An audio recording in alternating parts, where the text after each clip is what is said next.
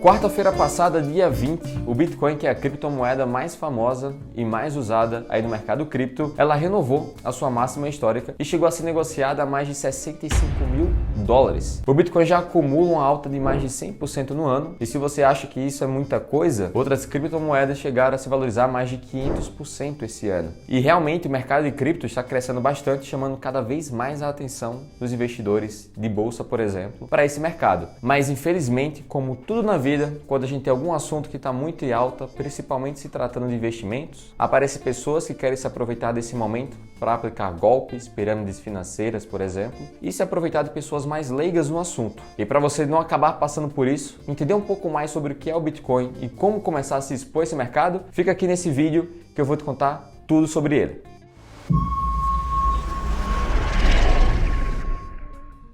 Então vamos começar entendendo um pouco a história do Bitcoin. O Bitcoin ele foi criado ali em meados de 2007, 2008 por um usuário chamado, o pseudônimo dele, de Satoshi Nakamoto. Até hoje não se sabe ainda se ele era uma única pessoa ou se era um grupo de pessoas. Mas o que sabe é que esse pseudônimo foi quem criou ali o Bitcoin. Então ele foi criado mais ou menos nessa época, que foi quando teve a crise imobiliária, que foi uma das grandes crises financeiras que a gente já passou. Inclusive esse foi um dos motivos que levou ali a iniciativa do Satoshi a querer desenvolver o Bitcoin, pelo fato de ele ser uma moeda descentralizada. E você já vai entender o que é isso. Então, o Bitcoin, ele nada mais é do que uma moeda digital que tem como objetivo servir para fazer transações, assim como o real e o dólar faz. Porém, ele não possui cédulas físicas, Ele se encontra apenas no meio digital. E uma grande vantagem dele é pelo simples fato dele ser descentralizado. E o que é que isso significa? Significa que o Bitcoin, ele não possui nenhum tipo de regulamentação ou intermediário, como por exemplo um banco ou o governo controlando ele. Todas as transações ocorrem dentro da sua própria rede, chamada de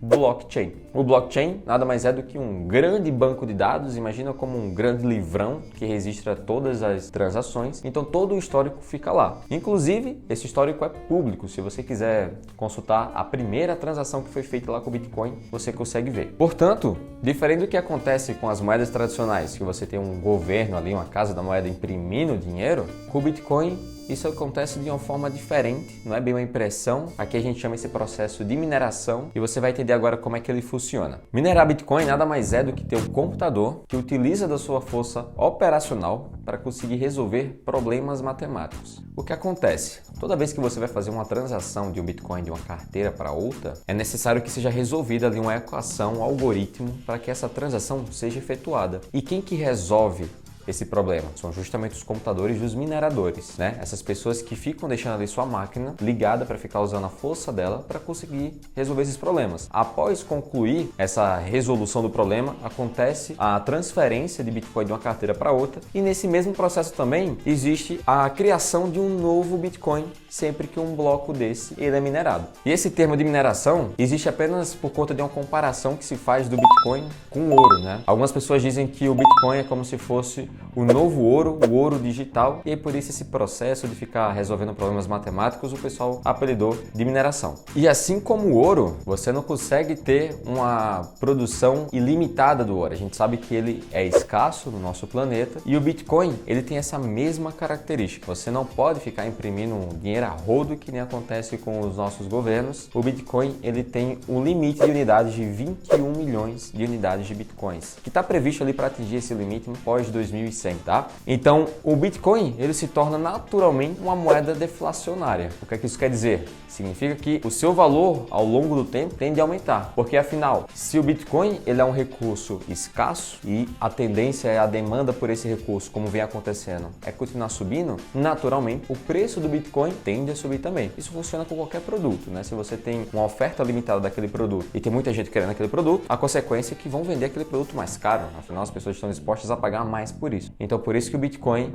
ele é uma moeda deflacionária, por ele ser já naturalmente escasso. Entendido então o que é o Bitcoin, como ele funciona, acho agora interessante você compreender quais são as vantagens de você ter um Bitcoin. Como eu já falei agora há pouco, o Bitcoin é uma moeda descentralizada, então você não tem um governo, ninguém controlando ali o que é que você tem na tua carteira. Isso de certa forma já te traz mais liberdade, menos controle de alguém sobre o seu dinheiro. Além disso, as transações são extremamente rápidas, apesar de que hoje aqui no Brasil, por exemplo, a gente já tem o Pix, que inclusive é tão rápido quanto, mas o Bitcoin tem uma grande vantagem vantagem que você pode negociar para qualquer lugar do mundo, enquanto que se você for fazer uma transação daqui para, por exemplo, para a China com R$1, você vai ter várias taxas ali embutidas e vai ter um custo ali relativamente alto. Já com o Bitcoin, você vai transferir para qualquer carteira do mundo e o custo vai ser o mesmo. Uma outra grande vantagem, ou algumas pessoas podem ver como desvantagem, como por exemplo a Receita Federal, é porque todas as transações ocorrem de forma anônima. Então você não sabe quem são as duas pontas. Você tem até os endereços da carteira,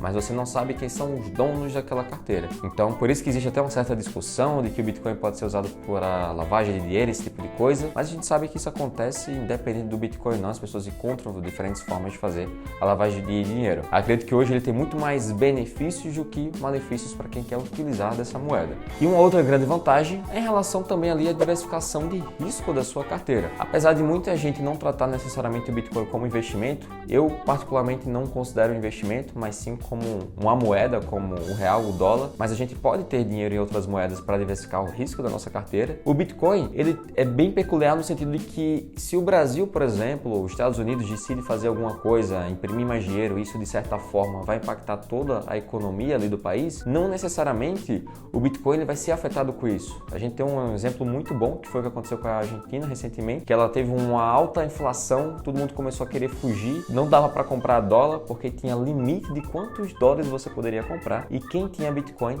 foi quem conseguiu sair, né? Inclusive o Bitcoin se valorizou bastante em relação ao peso argentino. Então quando a gente tem o Bitcoin, a gente fica imune, digamos assim, a cagadas que o nosso governo pode acabar fazendo, imprimir muito dinheiro, desvalorizar nossa moeda, e no Bitcoin ele não vai ser afetado necessariamente com isso na maioria dos casos. Essas são só algumas das principais vantagens que eu acredito de ter a moeda. Lógico que existem várias outras que servem até para, por exemplo, sistemas de jogos que estão fazendo agora. Então tem muita coisa que pode ser útil você utilizar o próprio sistema da blockchain do Bitcoin, mas vou focar apenas nesses que já citei aqui. Então, entendidas as vantagens, se você tem interesse em começar a investir em Bitcoin, quais são as formas, né, as alternativas que você tem para começar a fazer isso? A primeira delas seria você tentar minerar a cripto, sendo que, como aqui no Brasil, além da gente ter um custo de energia alto no momento, né, e o dólar ele também está muito alto, as peças que a gente compra, como por exemplo placa de vídeo, processador, que vão ser úteis para você fazer a mineração de um Bitcoin, estão muito caras. Então você tem que avaliar muito bem ali o